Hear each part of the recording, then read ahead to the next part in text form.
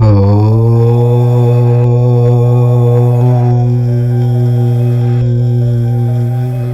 హిందూ మతంలో లక్ష్మీదేవిని సంపదలకు ఆదిదేవతగా భావిస్తారు. ఇల్లు సుఖ సంతోషాలతో వర్ధిల్లాలి అంటే ఇంటిలో ఖచ్చితంగా లక్ష్మీదేవి చిత్రపటం ఉండాలని, నిత్యము ఆ పటానికి పూజలు చేయాలని పండితులు చెప్తూ ఉన్నారు. లక్ష్మీదేవి నిత్యం మన ఇంటిలోనే ఉండాలంటే మనం ఏం చేయాలి? లక్ష్మీదేవిని ప్రసన్నం చేసుకోవడానికి యాగాలు, హోమాలు చేయాల్సిందేనా? ఇలా లక్ష్మీదేవికి సంబంధించిన కొన్ని ప్రశ్నలకు సమాధానంగా మనం ఇప్పుడు ఒక కథను విందాం. లక్ష్మీదేవి ఎలాంటి వారికి ప్రసన్నమవుతుందో స్వయంగా లక్ష్మీదేవియే చెప్పింది. మరి ఆలస్యం చేయకుండా కథలోనికి వెళ్ళిపోదాం. ముందైతే ఈ వీడియో నచ్చితే ఒక లైక్ కొట్టి షేర్ చేయండి. అలాగే మా ఛానల్ని కూడా సబ్స్క్రైబ్ చేసుకుని మాకు సపోర్ట్ చేయండి. ఇక వీడియోలోకి వస్తే, ఒక గ్రామంలో ఒక సేటు ఉండేవాడు. అతనికి ఏ కష్టం వచ్చిందో తెలియదు కానీ అతను ఆత్మహత్య చేసుకోవడానికి ఒక కొండ మీదకు ఎక్కాడు. అక్కడ ఒక సాధువు ఉన్నాడు. ఆత్మహత్య చేసుకోబోతున్న సేటును చూసి, ఏమైంది నాయనా, ఎందుకని నువ్వు ఆత్మహత్య చేసుకోవాలని అనుకుంటున్నావు అని అడిగాడు. అప్పుడు ఆ సేటు సాధువుతో ఇలా చెప్పాడు: నేను వ్యాపారం చేస్తూ బ్రతుకుతున్నాను, కానీ ఈసారి నాకు వ్యాపారంలో బాగా నష్టం వచ్చింది. చేతిలో చిల్లి గవ్వ కూడా లేదు. నేను నా కుటుంబాన్ని కూడా పోషించుకోలేకపోతున్నాను. నాలాంటివాడు బ్రతికి ఉన్న ప్రయోజనం లేదు అని చెప్తాడు.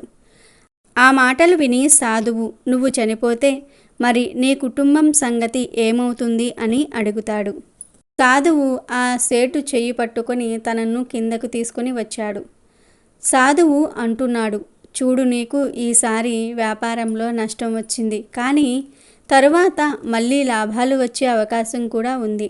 వ్యాపారంలో నష్టం వచ్చిందని, జీవితంలో సుఖం కరువైందని ఇలా ఆత్మహత్య చేసుకుంటే ఏమి లాభం ఉంటుంది?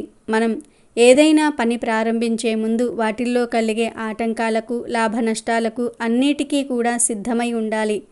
సరే, నువ్వు బాధపడకు. నేను నా తపోశక్తితో లక్ష్మీదేవిని ప్రసన్నం చేస్తాను. లక్ష్మీదేవి ఇక్కడకు రాగానే నువ్వు నీకు కావాల్సింది అడుగు అంటాడు. అప్పుడు ఆ సేటు సాధువు చెప్పిన మాటలను సరిగ్గా వినడు. సాధువు లక్ష్మీదేవికి పూజ చేసి ఆమె అక్కడకు వచ్చేలాగా చేస్తాడు. ఒంటి నిండా నగలతో, చేతిలో బంగారపు బిందెను పట్టుకుని ఒక స్త్రీ నిలబడింది. ఆమె లక్ష్మీదేవి. లక్ష్మీదేవిని చూసి సేటు ఆశ్చర్యపోయాడు. ఆమె వేసుకున్న నగలు చూస్తూ ఉన్నాడు. ఇంతలో ఆ సేటు దృష్టి లక్ష్మీదేవి పాదాలపై పడింది. లక్ష్మీదేవి పాదాలు బురదగా ఉన్నాయి. అప్పుడు ఆ సేటు, తల్లి, నీ పాదాలు ఎందుకని ఇలా బురదగా ఉన్నాయి అని అడిగాడు. సేటు లక్ష్మీదేవిని చూసేసరికి అతను తన కష్టాలను మర్చిపోయాడు. తనకు ఏమి కావాలో కూడా ఆలోచించలేదు. ఎందుకంటే సేటు సాధు చెప్పిన మాటలను నమ్మలేదు. కానీ ఒక్కసారిగా లక్ష్మీదేవి తన ముందు ప్రసన్నమయ్యేసరికి సేటు అన్నీ మర్చిపోతాడు. లక్ష్మీదేవిని తనివితీరా చూస్తాడు. ఆమె పాదాలకు ఉన్న బురద గురించి అడగగానే లక్ష్మీదేవి ఇలా అంటుంది: చూడు నాయనా, ఈ ప్రపంచంలో అందరూ డబ్బు కావాలనే ఆశిస్తూ ఉంటారు. నేనేమో సంపదకు ఆదిదేవతను. అందరూ నాకు పూజలు చేసి ధనవంతులుగా మారాలని ఆశపడుతూ ఉంటారు. నాకు పూజలు చేసే వారిలో కొంతమంది పుణ్యాత్ములు ఉంటారు, కొంతమంది పాపాత్ములు కూడా ఉంటారు. అయితే ఈ పాపాత్ములు వారి తలను నా పాదాలకు ఆనించి కోరికలు కోరుకుంటారు. దాని కారణంగా వారి యొక్క పాపం బురదలాగా మారి నా కాళ్లపై ఉంటుంది. వారి యొక్క పాపాలే ఈ బురద నాయనా అని చెప్పి లక్ష్మీదేవి మాయమైపోతుంది. సేటు లక్ష్మీదేవి పాదాలపై ఉన్న బురద గురించి ఆలోచిస్తూ ఉన్నాడు. ఒక్కసారిగా తనకు, నేను లక్ష్మీదేవిని చూశాను కదా, మరి నేను ఆవిడను వరం అడగకుండా ఏం చేస్తున్నాను అని అనుకుంటాడు. వెంటనే వెనుక ఉన్న సాధు వంక చూసి, స్వామి, ముందు మీరు చెప్పిన మాటలు నేను నమ్మలేదు. దయచేసి నన్ను క్షమించి లక్ష్మీదేవిని మళ్ళీ భూమి మీదకు రప్పించండి అని బ్రతిమలాడుకుంటాడు. సాధువు మళ్ళీ పూజ చేసి లక్ష్మీదేవిని ప్రత్యక్షమయ్యేలాగా చేస్తాడు. సేటు ఈసారి లక్ష్మీదేవిని చూస్తాడు. లక్ష్మీదేవి పాదాలపై బురద లేదు, కానీ ఈసారి లక్ష్మీదేవి జుట్టు మొత్తం బురదగా ఉంది. తల్లి, మీ జుట్టు ఎందుకని ఇలా బురదగా మారింది అని సేటు లక్ష్మీదేవిని అడుగుతాడు. లక్ష్మీదేవి సేటుతో ఇలా అంటుంది: ఇది బురద కాదు నాయనా, ఇది ప్రసాదం. ఎవరైతే నాతో పాటు అందరి దేవతలను సరిసమానంగా పూజిస్తారో, ఎలాంటి కోరికలు లేకుండా కేవలం భక్తితో నన్ను పూజిస్తారో, వారి పాదాల వద్ద నేను నా శిరస్సును ఉంచుతాను. వారి పుణ్యం ఇలా బురదలా మారి నా జుట్టుకు అంటుకుంటుంది అని చెప్పి లక్ష్మీదేవి మళ్ళీ మాయమైపోతుంది. ఆ సేటు మళ్ళీ లక్ష్మీదేవిని డబ్బు అడగటం మర్చిపోతాడు.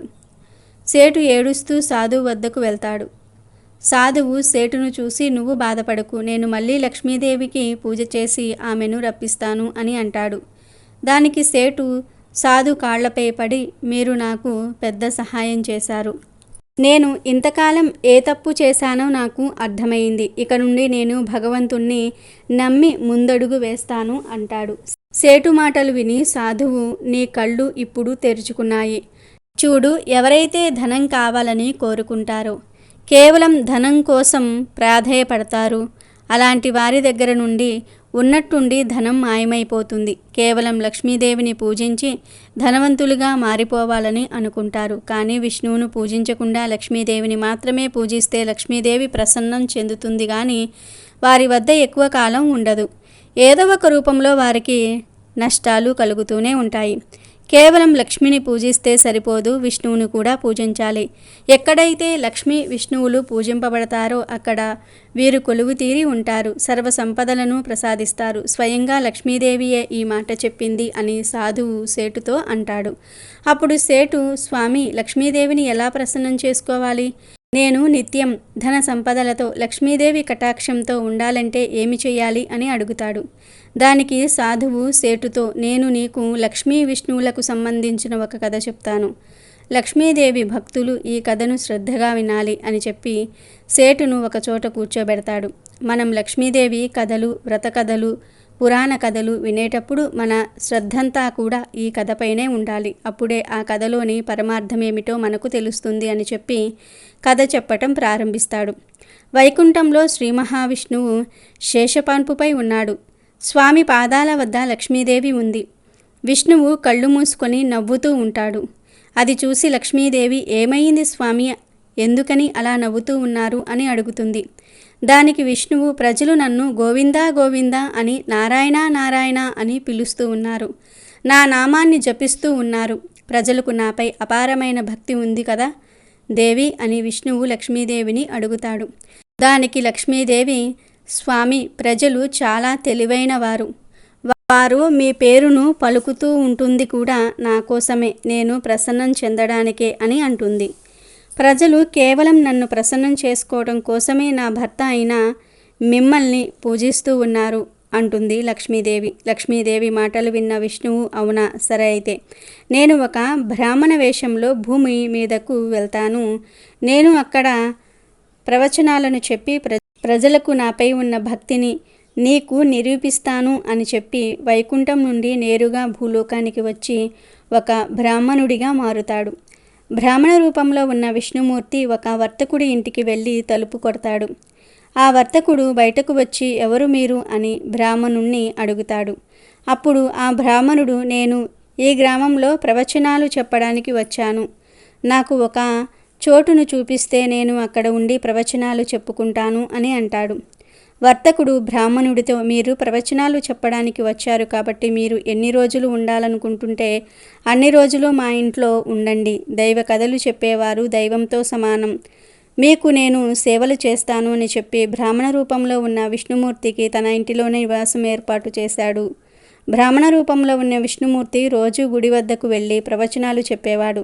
రోజు రోజుకు బ్రాహ్మణుడు చెప్పే ప్రవచనాలు వినడానికి భక్తులు పెరుగుతూ వచ్చారు. అది చూసి బ్రాహ్మణ రూపంలో ఉన్న విష్ణుమూర్తికి ఆనందం కలిగింది. ప్రతిరోజు ప్రవచనాలు చెప్పి తర్వాత వర్తకుడి ఇంటికి వెళ్ళి సేద తీరేవాడు. అలా ఒకరోజు బ్రాహ్మణుడు ప్రవచనాలు చెప్తున్నాడు. వైకుంఠంలో ఉన్న లక్ష్మీదేవి స్వామివారికి తన ప్రభావం చూపించడానికి ఒక ముసలి అవ్వగా మారి స్వామివారు ఉన్న గ్రామంలోనికి వచ్చింది. అప్పుడు ఒక స్త్రీ ప్రవచనాలు వినడానికి హడావిడిగా బయలుదేరుతుంది. ఆమెను చూసి అవ్వ రూపంలో ఉన్న లక్ష్మీదేవి, తల్లి, నాకు చాలా దాహంగా ఉంది, కొంచెం త్రాగడానికి మంచినీరు ఇవ్వమని అడుగుతుంది. దానికి ఆ స్త్రీ విసుగ్గా, ఇప్పటికే ప్రవచనాలు వినడానికి చాలా ఆలస్యమయ్యింది, ఇప్పుడు నీకు నీటిని ఇస్తే ఇంకా ఆలస్యమవుతుంది, వెళ్ళమ్మా వెళ్ళు అని అంటుంది. అప్పుడు అవ్వ, నేను చాలా దూరం నుండి వచ్చాను తల్లి, కొంచెం మంచినీటిని ఇచ్చి పుణ్యం కట్టుకో అంటుంది. ఆ స్త్రీ ఇంటిలోకి వెళ్ళి ఇత్తడి చెంబుతో నీళ్లు తెచ్చి అవ్వకు ఇస్తుంది. లక్ష్మీదేవి మాయ వల్ల ఇత్తడిగా ఉన్న చెంబు కాస్త బంగారంగా మారుతుంది. అది చూసి ఆ స్త్రీ ఆశ్చర్యపోతుంది. అవ్వ, మీకు ఆకలి వేస్తుందా? మా ఇంటిలో భోజనం చేద్దువురా అని పిలుస్తుంది. ఆ స్త్రీ ఏమనుకుంటుంది అంటే, అవ్వ నీరు త్రాగితే ఆ చెంబు బంగారం చెంబు అయింది కదా, ఒకవేళ అవ్వ తన ఇంటిలో భోజనం చేస్తే భోజనం చేసిన కంచం కూడా బంగారమయమవుతుంది కదా అని ఆలోచిస్తుంది. అవ్వ రూపంలో ఉన్న లక్ష్మీదేవి ఇలా అంటుంది, మీరు ప్రవచనాలు చూడడానికి ఆలస్యమవుతుంది కదా, ఇక మీరు వెళ్ళండి, నా దాహం తీరింది అని చెప్పి అక్కడి నుండి వెళ్ళిపోతుంది. ఆ స్త్రీ చేసేది ఏమీ లేక తలుపుకు తాళం వేసి ప్రవచనాలు వినడానికి వెళ్తుంది. అక్కడ పక్కన ఉన్న స్త్రీతో తన ఇంటి వద్ద జరిగిందంతా కూడా చెప్తుంది. అలా ఆ వార్త గ్రామంలో ఉన్న అందరికీ చేరింది. వెంటనే ఆ అవ్వ కోసం వెతకడానికి ప్రవచనాలు వినకుండా లేచి వెళ్ళిపోతారు. బ్రాహ్మణుడు ఇంకా ప్రవచనం పూర్తి అవ్వలేదు, ఎక్కడికి వెళ్తున్నారు మీరంతా అని అడుగుతాడు. అప్పుడు ఒక వ్యక్తి, ఆ అవ్వ ఏది తాగితే ఆ పాత్ర బంగారంగా మారుతుందా, అందరం ఆ అవ్వ కోసం వెతకడానికి వెళ్తున్నాం అని చెప్పి ఆ వ్యక్తి వెళ్ళిపోతాడు. బ్రాహ్మణ రూపంలో ఉన్న స్వామివారికి అర్థమైంది ఇది లక్ష్మీదేవి పని అని. గుడిలో కొంతమంది ఉంటే ఆ కొంతమందికే ప్రవచనం చెప్పడం ప్రారంభించాడు. ఇంతలో ఆ అవ్వ విష్ణుమూర్తికి నివాసం ఇచ్చిన వర్తకుడి దగ్గరకు వచ్చింది. అయితే వర్తకుడికి అప్పటికే ఆ సమాచారం అందింది. అవ్వను చూడగానే, రా తల్లి, నా ఇంటిలో అడుగుపెట్టు, నా ఆతిథ్యాన్ని స్వీకరించు తల్లి అని అంటాడు. అప్పుడు ఆ అవ్వ, నేను మీ ఇంట్లో నివాసం ఉండడానికి వచ్చాను, కానీ మీ ఇంటిలో ఆ ప్రవచనాలు చెప్పే వ్యక్తి ఉన్నాడు కదా, అతను ఉంటే నేను మీ ఇంటికి రాను అని అంటుంది. అవ్వ రూపంలో ఉన్న లక్ష్మీదేవి వర్తకుడితో, మీ ఇంటికే నేను మొదట వచ్చాను, మీ ఇంట్లో ప్రవచనాలు చెప్పేవారు ఉండటంతో నేను రాలేదు, అతను వెళ్ళిపోగానే నేను వస్తాను అని అంటుంది. ఓస్ అంతేనా తల్లి, నేనిప్పుడే ఆ ప్రవచనాలు చెప్పే బ్రాహ్మణుడికి ధర్మశాలలో గది ఇస్తాను అని చెప్తాడు. ఆ రోజున ప్రవచనాలు అయిన తర్వాత లక్ష్మీపతి అయిన విష్ణువు తన ఇంటికి వచ్చిన వెంటనే వర్తకుడు ఇలా అంటాడు, అయ్యా, మీరు పెట్టే బేడ సర్దుకోండి, ఇప్పటి నుండి మీరు ధర్మశాలలో ఉండండి, అక్కడ మీరు ఉండడానికి ఏర్పాట్లు పూర్తయ్యాయి అని అంటాడు. అప్పుడు బ్రాహ్మణ రూపంలో ఉన్న విష్ణుమూర్తి వర్తకుడితో, ప్రవచనాలు పూర్తి అయ్యేందుకు ఇంకా 2-3 రోజులు మిగిలి ఉన్నాయి, అప్పటి వరకు ఇక్కడనే ఉంటాను అని అంటాడు. లేదు, మీరు త్వరగా వెళ్ళండి, నేను వినను, మరొక అతిథికి వసతి కల్పించాలి అని అంటాడు. అవ్వరూపంలో ఉన్న లక్ష్మీదేవి వచ్చి వర్తకుణ్ణి, మీరు కొంచెం బయటకు వెళ్ళండి, నేను వారితో మాట్లాడతాను అని అంటుంది. వర్తకుడు బయటకు వెళ్ళిన తర్వాత లక్ష్మీదేవి విష్ణుమూర్తితో, ప్రభువు, మీరు ఇప్పుడు ఒప్పుకుంటారా? మీ భక్తులు మీకోసం కాదు, నా కోసం మీ నామం జపిస్తున్నారని అని నవ్వుతూ అంటుంది. దానికి భగవంతుడు విష్ణుమూర్తి ఇలా అన్నాడు, అవును, ఇదంతా నీ ప్రభావం, కానీ నీవు కూడా ఈ విషయాన్ని అంగీకరించాలి. నీవు నా కోసం వైకుంఠం విడిచి వచ్చావు, ఎక్కడైతే నా కథలు చెప్తారో, భజనలు చేస్తారో ఖచ్చితంగా అక్కడే నీవు ఉంటావు అని అంటాడు నవ్వుతూ. ఇక ఆ తర్వాత విష్ణుమూర్తి వైకుంఠానికి అక్కడి నుండి వీడ్కోలు పలికాడు. విష్ణుమూర్తి బయలుదేరిన తర్వాత మరుసటి రోజు వర్తకుడు ఇంటి వద్ద గ్రామస్తులంతా గుంపుగా చేరుతారు. ప్రతి ఒక్కరి ఇంట్లోకి ఈ తల్లి రావాలని అందరూ కోరుకుంటారు. కానీ లక్ష్మీదేవి వర్తకుడు మరియు ఇతర గ్రామస్తులందరితో, ఇప్పుడు నేను కూడా వెళ్తున్నాను అని అనటంతో అందరూ ఆశ్చర్యపోతారు. అందరూ ఒకేసారి, అమ్మా, ఎందుకు అలా చేస్తున్నారు? మేము ఏమైనా తప్పు చేశామా అని అడుగుతారు.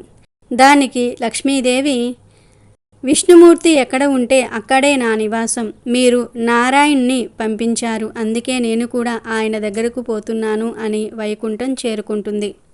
ఈ కథ చెప్పి సాధువు సేటుతో ఇలా అంటున్నాడు, నువ్వు లక్ష్మీదేవిని ప్రసన్నం చేసుకోవాలని అనుకుంటే ముందుగా విష్ణువును పూజించు. మీ ఇంటిలో లక్ష్మీనారాయణులను చిత్రపటాన్ని పెట్టి భక్తి శ్రద్ధలతో పూజించు. కేవలం కోరికలపైనే దృష్టి పెట్టకండి. లక్ష్మీనారాయణులపై దృష్టి పెట్టి వారి నామాన్ని జపిస్తూ నిత్యం పూజలు చెయ్యి. లక్ష్మీ నారాయణులను పూజిస్తే మీ జీవితం మారిపోతుంది.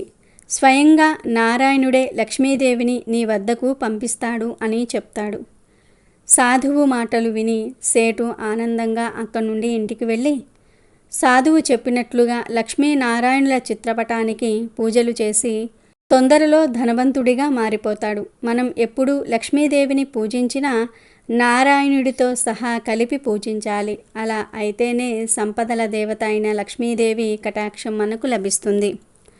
విష్ణువు శక్తికి మాయకు కారణం లక్ష్మీదేవి తోడుండటమే అంటారు. భూదేవి కూడా లక్ష్మికి మరో అంశం అని చెప్తూ ఉంటారు. లక్ష్మీదేవి దేవీ మహత్యంలో మహాశక్తియే మహాలక్ష్మిగా చెప్పబడింది. ఆమెను అష్టభుజ మహాలక్ష్మిగా వర్ణించారు. విష్ణువు అవతారాలతో పాటు లక్ష్మీదేవి కూడా అవతరిస్తుందని చెప్పారు. రామావతారంలో సీతగా, కృష్ణావతారంలో రుక్మిణీదేవిగా, కలియుగంలో వెంకటేశ్వర స్వామి వారికి అలవేలు మంగగా, విష్ణువుకు లక్ష్మీదేవిగా తోడై ఉంటుంది.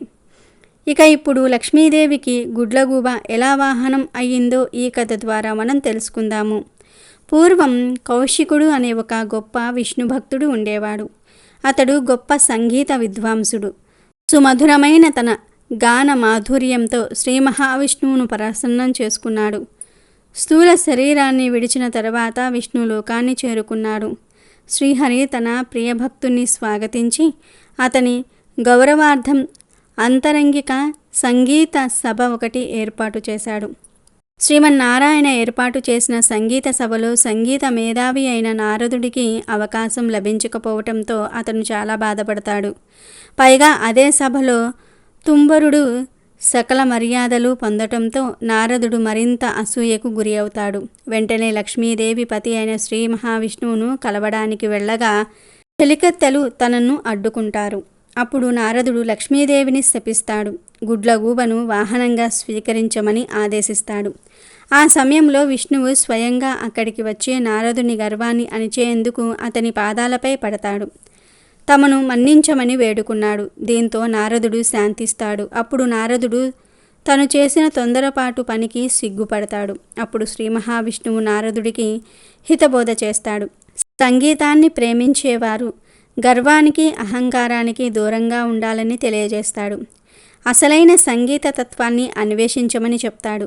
దీంతో సంగీతంలో అందరికంటే మేటి అయిన సంగీత విద్వాంసుడైన ఉల్లుకపతి వద్దకు వెళ్ళి సంగీతాన్ని అభ్యసించమని కోరతాడు. ఆ ఉల్లుకపతి ఎవరో కాదు, ఓ గుడ్లగూబ. అప్పటికే ఉల్లుకపతి వద్ద కొన్ని వేల మంది శిష్యులు ఉంటారు. అప్పుడు గుడ్లగూబను కలవడానికి వచ్చిన నారదుణ్ణి చూసి ఉల్లుకపతి పరవశించిపోతాడు. తన వద్ద సంగీతం నేర్చుకోవడానికి నారదుడి లాంటి గొప్ప వ్యక్తి వచ్చినందుకు ఆశ్చర్యపోతాడు. ఆ తరువాత నారదుడు గానబంధు అంటే ఉల్లుకపతి విద్వాంసుని శిష్యుడయ్యాడు. తొలి రోజులోనే సంగీతం ఎలా నేర్చుకోవాలో అనే విషయం మీద పాఠం చెప్పాడు. సంగీతం ఒక దివ్యకళ అన్నాడు. తపంతో గాని తాపసంతో గాని అది పట్టుపడదన్నాడు. కళ కోసం జీవితాన్ని అర్పించాలి అన్నాడు. కష్టపడి నిరంతరం సాధన చేస్తే ఎవరైనా సరే అపురూపమైన ఈ కళలో ఆధిక్యం సాధించవచ్చునన్నాడు. గౌరవభావం మొహంలో ఉట్టిపడుతున్నట్టుగా వినయంగా తలవంచుకొని ఆలకించాడు నారదుడు. ఆ సాధన అలా 1000 ఏళ్లు గడిచాయి. కఠోరమైన దీక్షతో నారదుడు రాగాలలో మంచి ప్రావీణ్యం గడించాడు. గానబంధుకి నారదుడు గురు దక్షిణ చెల్లిస్తాను, ఏమి కావాలో సెలవిమ్మన్నాడు. శిష్యుడివైనందున ఏదో ఒకటి కోరుకొనక తప్పదు. ఈ ధరాతలం నిలిచి ఉన్నంత వరకు సంగీత కళతో పాటు నేను సైతం లోకంలో గుర్తుండేలాగా వరము ప్రసాదింపుము అని మనసులోని మాట బయటపెట్టాడు. శ్రీ మహాలక్ష్మికి నీవు వాహనమై తరింతువుగాక అంటూ శిష్యునిగా కానుకను, దేవర్షిగా వరమును సమర్పించి సెలవు తీసుకున్నాడు. ఆ విధంగా గానబంధు అనే గుడ్లగూబ లక్ష్మీదేవికి వాహనమైంది. పాలసముద్రంలో శ్రీ మహావిష్ణువు శేషతల్పంపై శయనించి ఉంటే స్వామివారి పాదాల దగ్గర కూర్చుని ఉంటుంది లక్ష్మీదేవి. శేషతల్పంపై స్వామివారి ప్రతి ఫోటోలోనూ కూడా అమ్మవారు అయ్యవారి పాదాల దగ్గరే కూర్చుని కనిపిస్తుంది. సంపదకు ఆదిదేవత అయిన లక్ష్మీదేవి శ్రీ మహావిష్ణువు పాదాల దగ్గర ఎందుకు కూర్చుంటుంది అనే ప్రశ్నకు సమాధానం పురాణాలలో ఉంది. అది ఏమిటో కూడా తెలుసుకుందాం. లక్ష్మీదేవి విష్ణుమూర్తి గురించి ఎక్కువగా ప్రచారంలో ఉన్న పురాణాలను చూసుకుంటే, ఒకనాడు నారద మునీంద్రుడు లక్ష్మీదేవి దగ్గరకు వచ్చి ఇలా అడుగుతాడట. అమ్మా లక్ష్మీదేవి, ఎందుకు నీవు నిరంతరము విష్ణువు పాదాల చెంత కూర్చుని పాదాలు నొక్కుతూ ఉంటావు అని నారదుడు అడుగుతాడు. అప్పుడు లక్ష్మీదేవి ఏం చెప్పిందంటే, గ్రహాల ప్రభావం మానవ మాతృలపైనే కాదు దేవతలపైన కూడా ఉంటుంది. ఎంతటి మహాదేవుడైనా గ్రహ ప్రభావం నుంచి తప్పించుకోలేరు. రాక్షస గురువు శుక్రాచార్యుడు పురుషుల పాదాలలో ఉంటాడు. అలాగే దేవగురువు స్త్రీల చేతులలో నివసిస్తూ ఉంటాడు. స్త్రీలు పురుషుని పాదాలను తాకటం వలన దేవుడికి రాక్షసుడికి మధ్య కలయిక ఉంటుంది. అలా చేస్తే ఐశ్వర్యం కలుగుతుంది, దీంతో పాటు శుభం జరుగుతుందని లక్ష్మీదేవి నారద మునీంద్రుడికి సెలవిచ్చిందట.